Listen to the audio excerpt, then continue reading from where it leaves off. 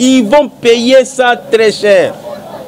Yo, ça la complot pour que signer ce moninga na yo, qui a renoncé à la carrière politique na ye. On est comme un pacte satanique. Martin Fayoulou a fait ça qui n'a Félix Tshisekedi parole na ye d'honneur que ce te comme une salle, mon candidat c'est toi Félix Tshisekedi.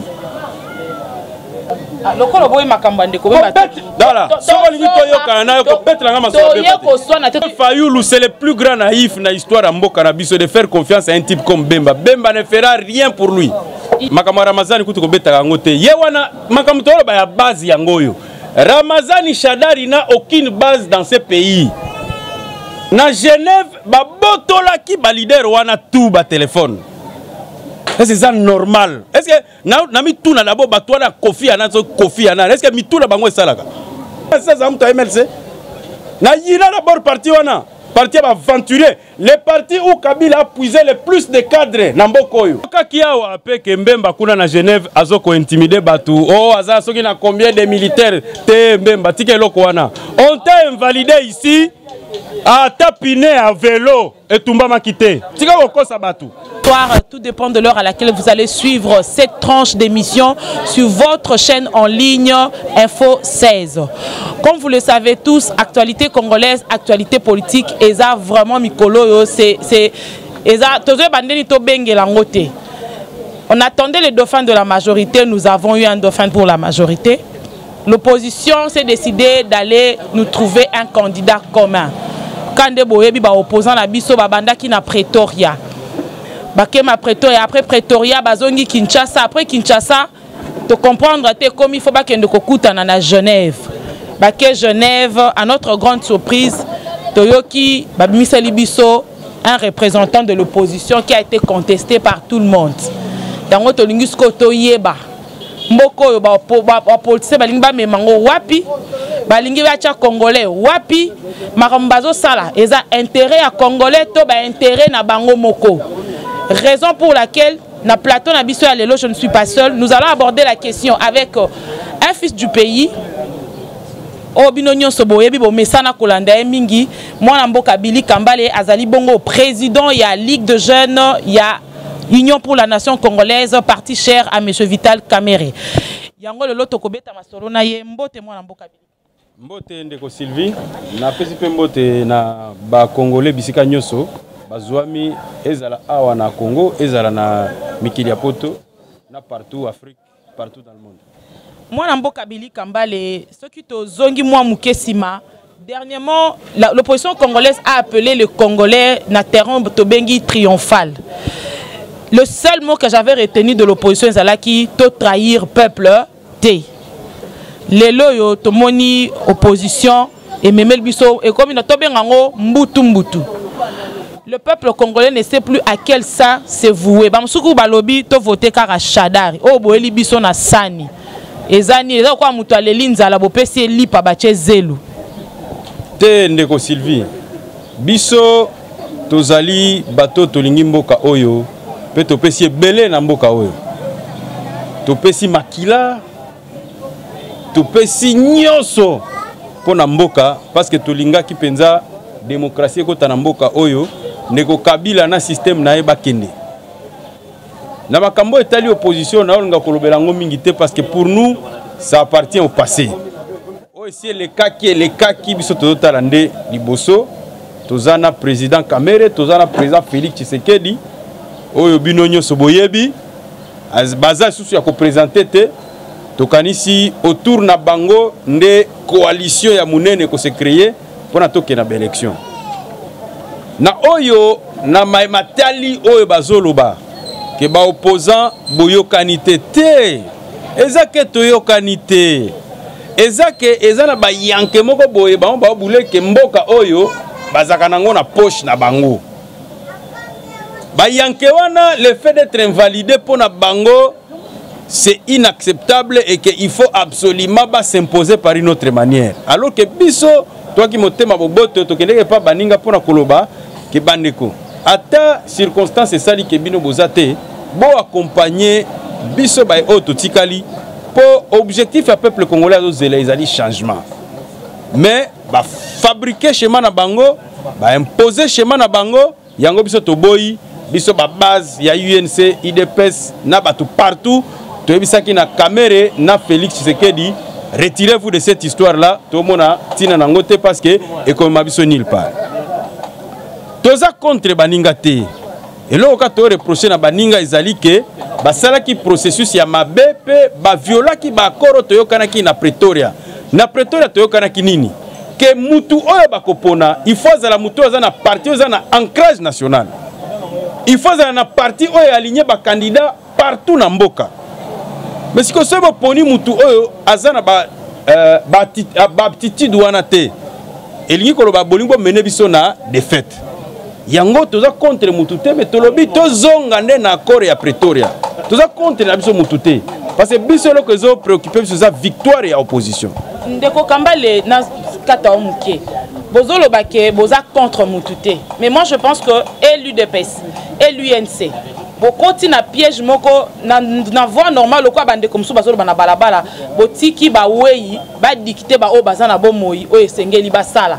Poete Ndeko Bemba azalaki invalidé Katumbi Kutu ata candidature ayebaki na ko déposer te Ndeko Muzitu azalaki invalidé. Qu'est-ce qui a manqué na binomine o bozalaki ba candidat na course bo se réunir binomoko bo pona candidat commun binomoko 4 mais na ebité ezalaki pa bozalaki na mbongo te yango bolandaki Katumbi azala na bino po pesa bino mbongo to pe bolandaki Jean-Pierre Bemba l'opposant na batu te po MLC pesa bino batu conséquence bozui o bozui te ndeko tika koloba biloko wana parce que okobungisa ba congolais ce qui même na utilisé ndakiso yo pesi ya bawei mais mboka o eza sérieux etika ka bawei te date ya octobre wa batu bakenanga na ba cimetière ezalaka ya nini kosenga bango ba diriger mboka te non ezalaka ke bawei bokotika bango te.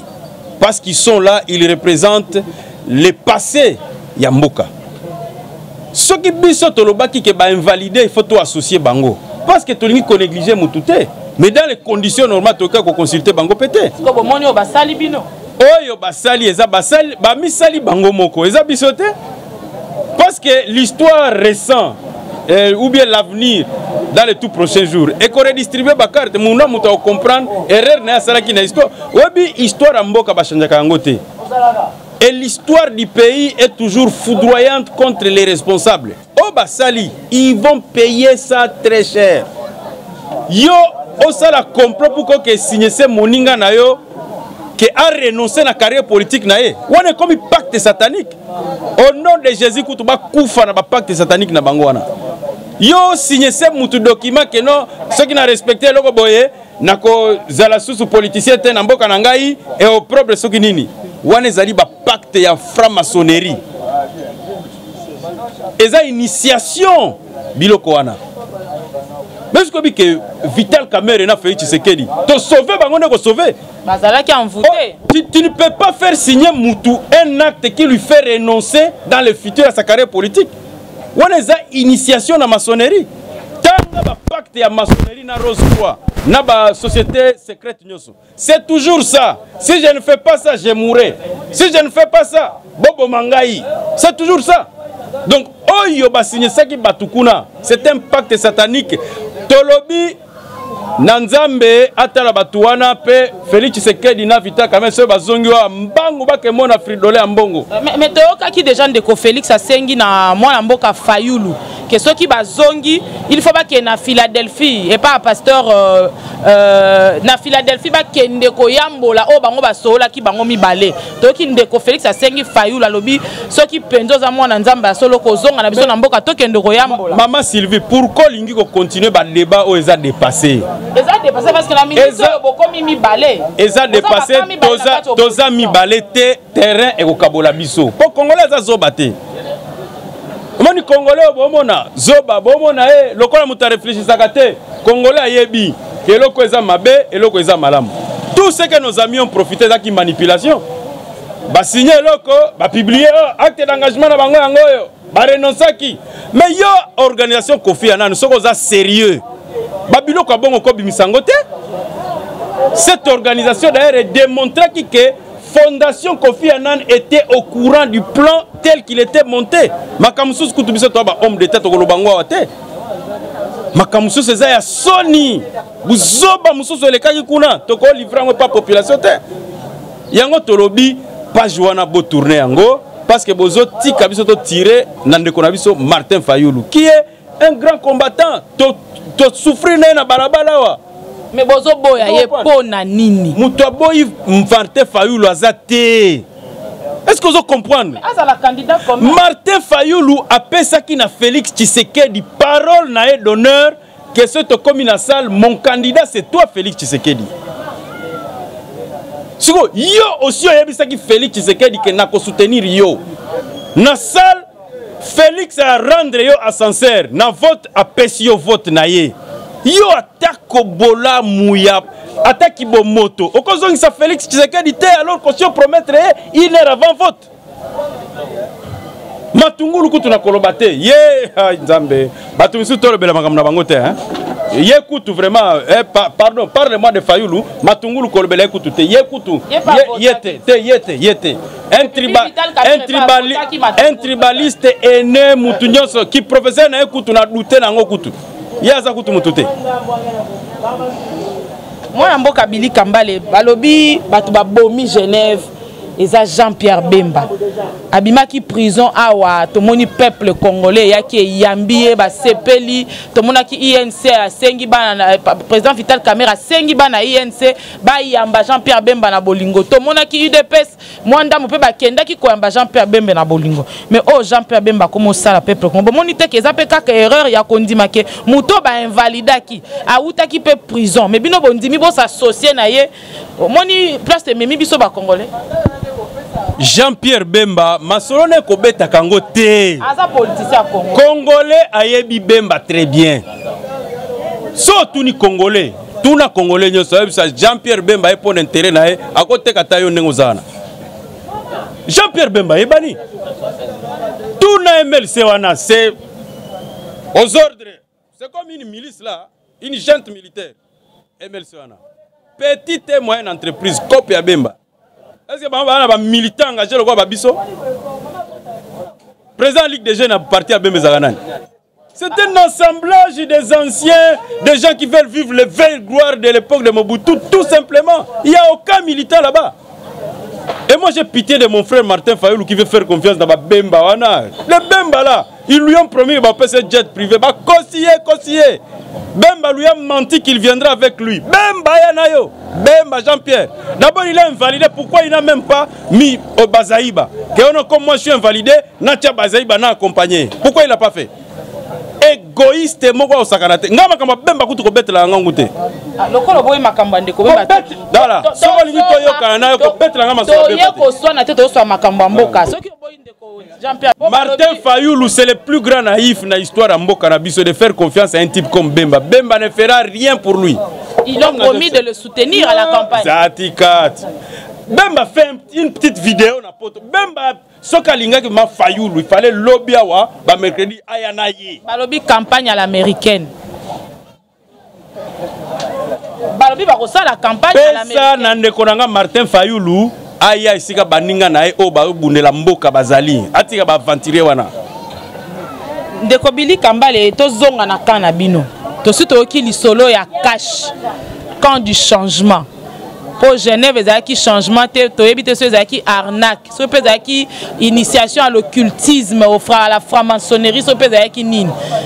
Vital Kamerhe et Félix Tshisekedi Basali Bongo cash. Qu'est-ce que cash va nous amener de différents? Qu'est-ce que cash va faire pour le peuple congolais? N'habitez ma gamozolo mais et là au Canada et que tous ans pour parler. Plateforme Tokobimisa et Zapona ya combat électoral. Sylvie, oyebi batumsu ba ofsa ba confusion. Kozala na balabala ko bundana garde républicaine na la police, eza différent na comme ma batu na ba élection. Eza deux choses différentes.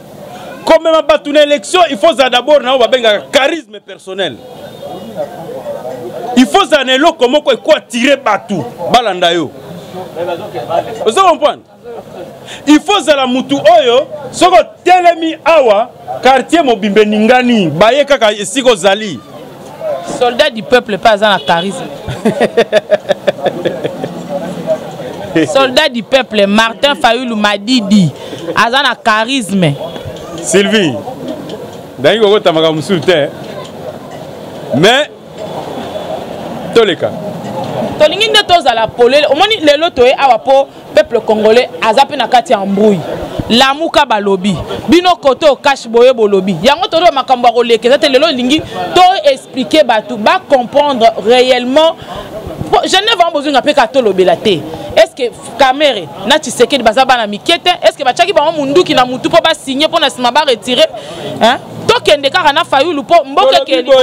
Soit vous roulez pour la majorité pour dire que la Ramazani abima président de la République. Tolobi boye, makamwa Ramazani kutu ko beta ngote. Ye wana makamwa tolo ba ya base ya ngoyo.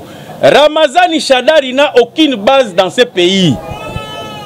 Ramazani Shadari, de tout le temps qu'il a postulé chez lui à Kabambare, a kokisana nous 10 000 voix, na o ya kokisa kezaka ya muibi. 86 milliards. Makambo base. Et pas un projet bien pour Namboka. Pour budget 86 milliards, 5 ans. Sylvie, oyaki une émission pour énerver ngai, Tony. Nazolo makambo zole kanamboka. Shadari a présenté son programme de 86 milliards. Kabila a saliawa 17 ans à pouvoir. Est-ce que Kokisa a 5 milliards de dollars? Kabila Joseph. Kabila wana. Il n'a pas réussi, il y a que ça là, 5 milliards de dollars. Il y a un pona qui mouton a rechange ma cam. Omoni Shadari. Tam soumino bozo ba Shadari te. Shadari na 2006. Tangu bake na Kindu. Pona ko sa campagne à Kabila. Ba présenter ancien gouverneur batu ba tomboka babi muyibi longola mutwana boke na RTNC bokozwa ba image balobi bo pesa biso molisho babi kabino boye ba histoire mboko te. Shadari Nenga Zana c'est l'homme le plus impopulaire ya majorité en FCC. Il a les conflits avec tout le monde.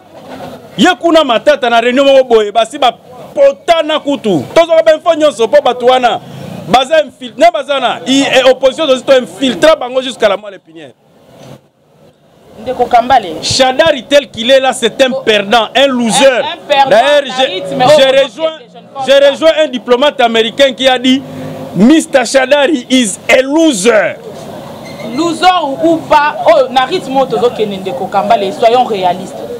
Une opposition unie qui peut-être na chance ou na topé chance en quand même pendant nos élections bandité il y a qu'au gagner majorité mais le to commandé Félix Félix a la candidat so pe ba ko yoka nande ko caméra nani a ko tikela nani nan to yebité Félix candidat caméra candidat Fayulu candidat to ke une to zana ba candidat to zana 21 candidats sur les 21 wana moko ka candidat na katio Félix na caméra ba uzana candidat moko.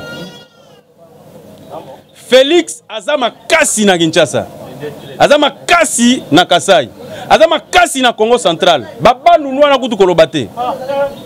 Vital Kamere nenga zaboye band este wana. Oya alobi azama kasi ake bunana kuna. To mona soka tako nyata makolo na kuna. Oya alobi azama kasi na este. Anyata kuna to mona eti. Anyata ta makolo ko nyata kuna. Aya fiata oke Bukavu. Yo ba oyamba yo okozane mabanga okokima ozoko mamna zebso. Donc c'est lui qui peut rêver que il peut même omoni Katanga ana bato ba configuration nango te hein. Tanganyika mobimba fief ya kamera osakana te omoni Tanganyika ana presque ozwi ba Kalemi ba Moba et consort ko nyata kutu kuna te mabanga moko kozwa okotikala jamais kobosa na vino ozoka. Lubumbashi, c'est à 60% occupé par les Balouba. Si on rêve dans Mbokano que à Lubumbashi tu peux avoir des voix, bazo kosayo. Ozoka. Ozoka mamnazo biso. Peuple congolais zo. Kasumbalesa na Katanga.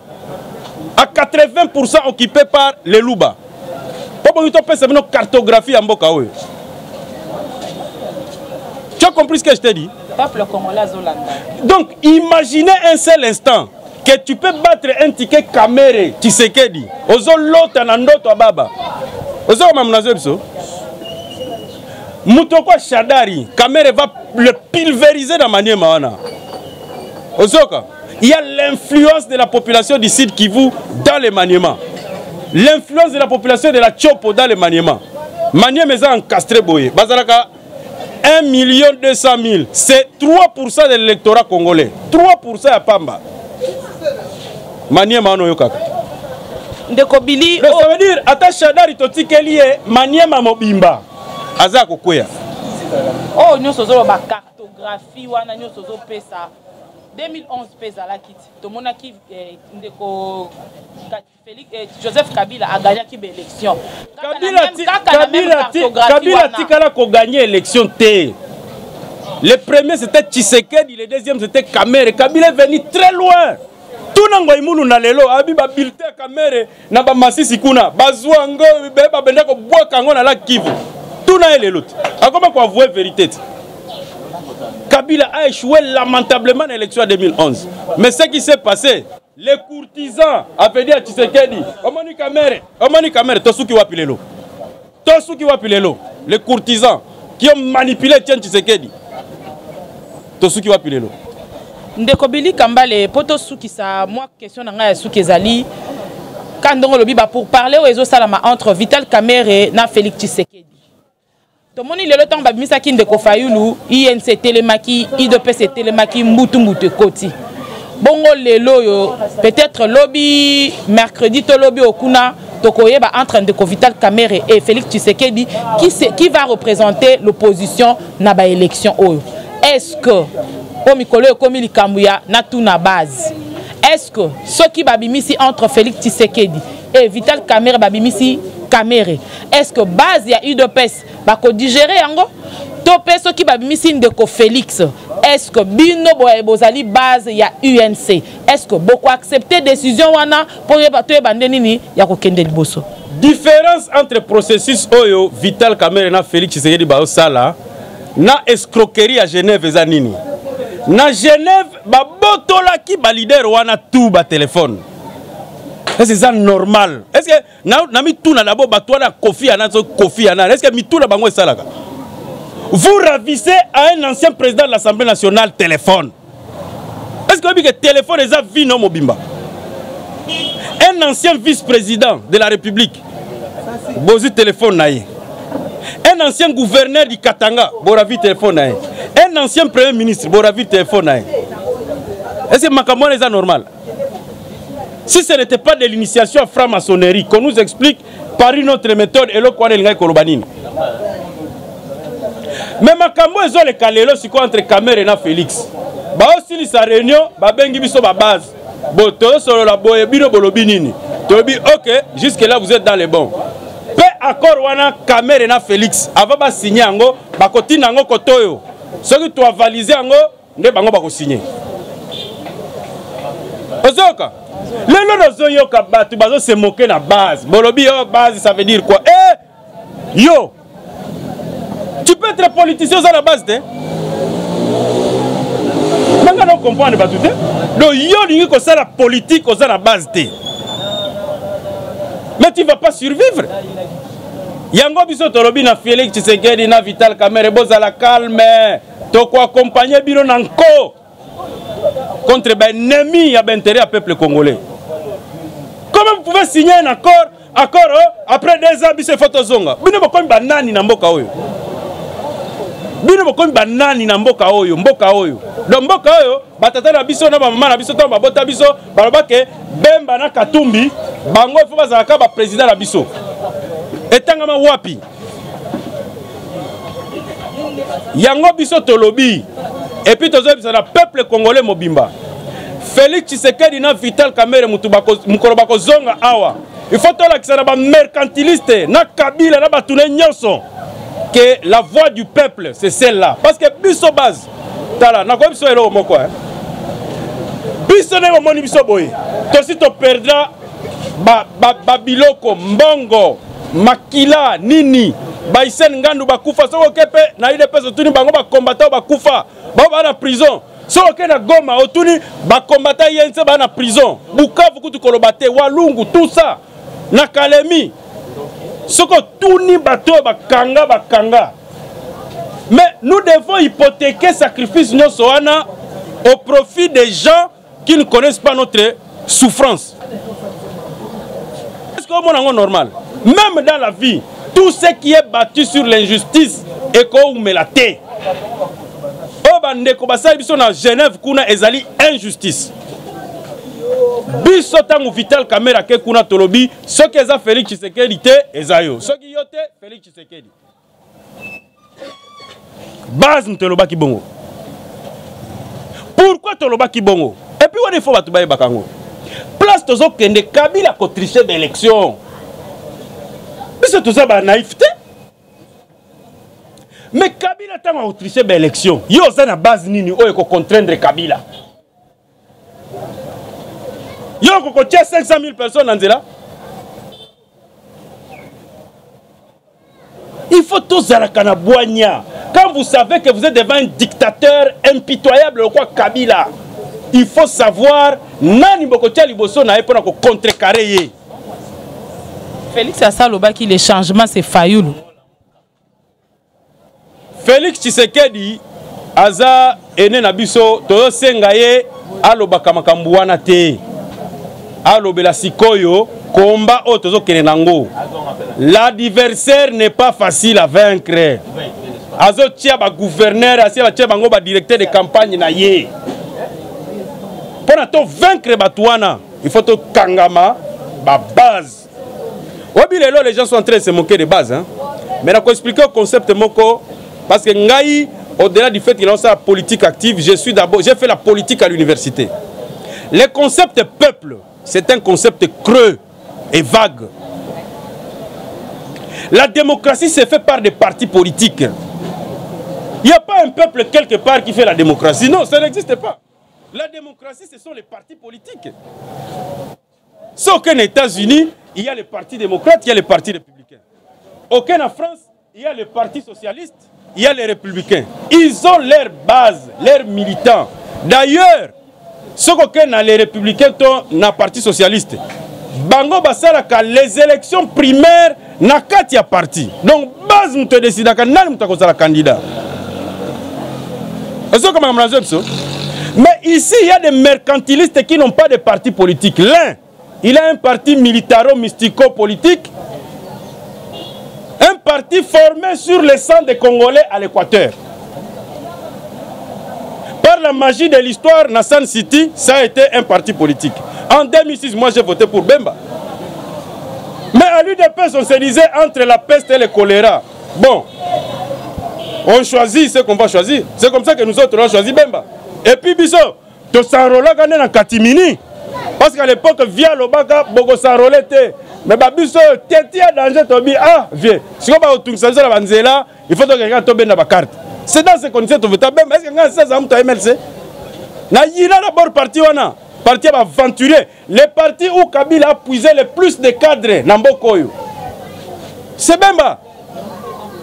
Les partis qui a aujourd'hui offert à Kabila la plupart des cadres, c'est le MLC. Les mercantilistes, c'est une petite et moyenne entreprise.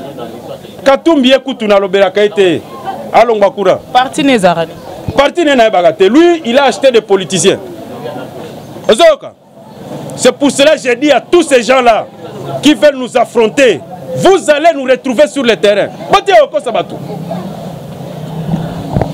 Bandeko Balandi à Info 16. Vous venez bel et bien de suivre Mwanambo Kabili Kambale. Pour comprendre, Aza Dikolo. Une chose est vraie, nous sommes des Congolais. Tous on a besoin de cannabis échanger. Nous avons besoin du changement. Tous on a besoin d'un discours à gauche, tous on a besoin d'un discours à droite. Nous devons savoir ce que nous voulons. Et quand on veut quelque chose, on choisit l'idéal. Je ne peux pas en faire trop de commentaires. Tozela Ndeko Fayulu balobi akoya lobby. Yé pas que sa force de base naé. Moi Namboka Vital Kamerhe na Félix Tshisekedi bako silisa masolo na bango soki lobité lobi okuna. Jeudi déjà c'est le début de la campagne électorale. Tokoyeba, ça sera le début de la course. Qui sera le prochain président de la République en 2019? Waneza impasse. Le choix est entre les mains du peuple congolais. Comme on a toujours dit, peuple congolais, vote utile. Total à lobby. Kolanda $5 T, Kolanda 2000 francs T. Ceux qui m'ont tapé sur 5000 francs, ils ont tapé sur 1000 francs par année. Donc, on peut si nous 5 ans, pour chaque année, il y a 1000 francs. Donc, au Kabi, voix na yo pour 1000 francs. Bon, ça qui va payer 1000 francs en 2011. Peuple congolais. Campagne Oyo ezali 0 voix pour Shadari. Si vous avez bien.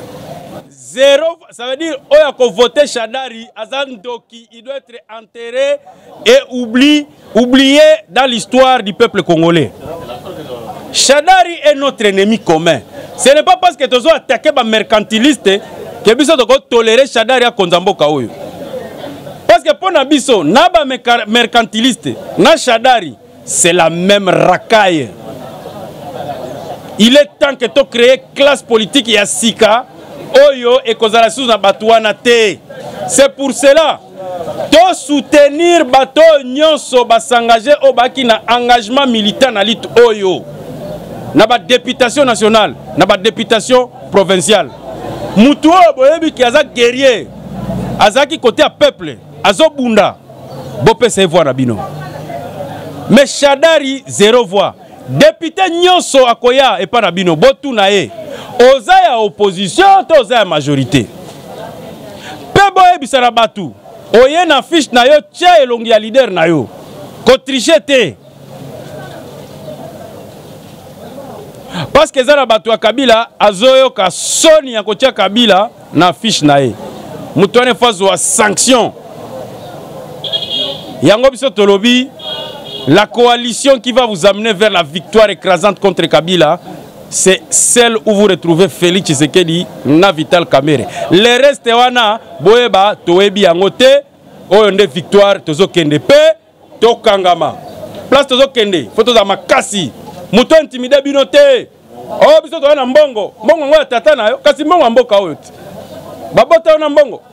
Mbongo mboka te. Ozolingo intimider bato. Balito nyonso biso to sali. Est-ce que ezaki mbongo wa mutu? Ezaki mbongo wa mutu te? Yembemba eto kanisa ki prison ko changer. Nzoka nde mutu mususu atabo sali ndenge nini ya ko changer te. Comment mbemba ko comprendre te bato nyonso ba kende ki na aéroport? C'était par compassion de ko na sali 10 ans na boloko. Ozo mutu ndenge nini ko comprendre te? Bato de kono bazo lela. Tokanisi ko renforcer quand il y a changement. Nous avons un agenda caché. Mbemba. Obi ko futa makambo sozo sala. Oko futa makambo ozo sala Mbemba. Peuple congolais a l'eli. Abungisi makambo belé. Kabila ozo mona tobundisi ye. Ba marche sale miawa batu bakufi. Mais comment est-ce que vous comprendre loko wana te Bemba? Otika mutu oyo akoki komemela biso victoire. Otia liboso mais yo ozotala kaka intérêt na yo dans 2 ans nakoki kozonga papa. Tant que Kabila za na pouvoir okozonga te, ozo comprendre te. Ennemi na yo Kabila mutu instrumentaliser ki cour constitutionnel. Biso tende konangai. Buna Kabila kende pour que yo pe ozwa chance loko ba congolais nyonso. Oli to biso na munoko nini Jean-Pierre Bemba. Donc biso ba toto votaka na 2006 tozo ba zoba alors.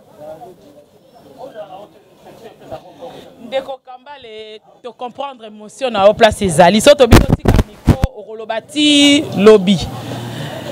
Balandi ya Info 16. Nous sommes dans la continuité de cette série d'émissions. Nous allons suivre de près et chaque jour l'évolution de l'actualité politique de notre pays. pour vous dire de près et de plus près. Nous allons entrer dans la profondeur pour savoir ce qui se passe et que vous soyez vraiment informés. Nayoka kiawa peke Mbemba kuna na Genève azoko intimider batu. Oh aza soki na combien de militaires te Mbemba tike loko wana. On t'a invalidé ici à tapiner à vélo et tumba makite. Tika kokosa batu. Tika kokosa batu. Biloko wana ko bomisa yo moko. Se reconstituer au tiesika ya pasi ozaki pe na bénédiction ba congolais. Tika biloko wana ba menace ya pamba pamba. Okoki ko intimider mutu te Mbemba. Ozoka. Tika ba intimidation ya pamba pamba. Ba invalider yo awa atapine. Oyango to comprendre za peine ba militante. Atapine. Bino bo signer kaka eloko kamo eloko na bino wana à Genève. O mona mboka to tumbi yango Kaka ka signature ya pamba ya Genève. To tumbit. Mais yo ba invalider yo awa na mwana ki njoli ku mukolo na Cour suprême azolela devant tout batune ya MLC abi bino ata siffler pamba na ba quartier bo betite boye baka ko tirer ba leçon soki bozo tirer ba leçon te vous serez là. Vous allez vous vanter, fiat, nous avons des millions. Quels millions? Les millions de merci, mon amour Kabili Kambale. Tokozonge là prochainement pour Oloba, Oignon, Sozan, en besoin. En tout cas, merci à vous tous qui nous suivez sur Info 16. Merci à toute l'équipe technique. À Eluison, nous te disons merci. Tu as été à la caméra pour que nos téléspectateurs puissent avoir ces belles images. Nous disons merci à tous ceux qui étaient là. Merci au béret rouge. À la prochaine.